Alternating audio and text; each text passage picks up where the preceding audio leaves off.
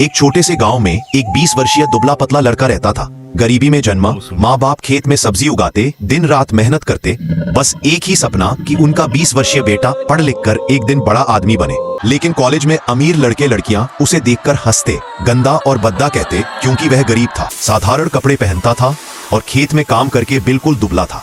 किसी ने उससे दोस्ती नहीं की और सबके पास गर्लफ्रेंड थी, सिर्फ उस 20 वर्षीय लड़के को कोई नहीं देखता था। एक दिन उसने हिम्मत करके एक लड़की को प्रपोज किया, लेकिन उसने सबके सामने थप्पड़ मार दिया और बोली, अपनी औकात में रहो, पहले खुद को संभालो, फिर सपना देखना। ये बात उस 20 वर्षीय लड़के के दिल में आग की तरह जल उठी। उसने फैसला किया, अब मैं बदलूंगा और सबको दिखाऊंगा कि गरीब का बेटा भी कुछ बन सकता है।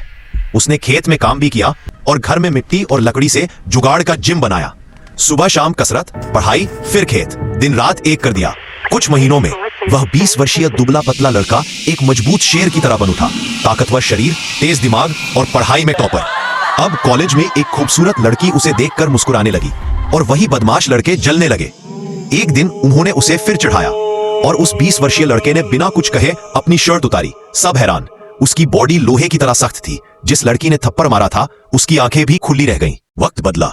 उसी 20 वर्षीय लड़के की बड़ी नौकरी लग गई। वह करोड़ों में खेलने लगा, बड़ा घर बनाया, बड़ी गाड़ियां खरीदी और अंत में उसी खूबसूरत लड़की से शादी की। अपने माँ बाप को सबसे बड़े कमरे में रखा और बोला, गरीब होना गुनाह नहीं, हार मान लेना गुनाह है। अब वह 20 वर्षीय लड़का सबके लिए प्रेरणा बन गया। खुशी खुशी अपनी पत्नी और माँ बाप के साथ रहने लगा। वीडियो लाइक और शेयर कर देना जिसने चैनल को सब्सक्राइब नहीं किया, और अच्छी कहानी सुनने और देखने के लिए चैनल को सब्सक्राइब भी कर लेना।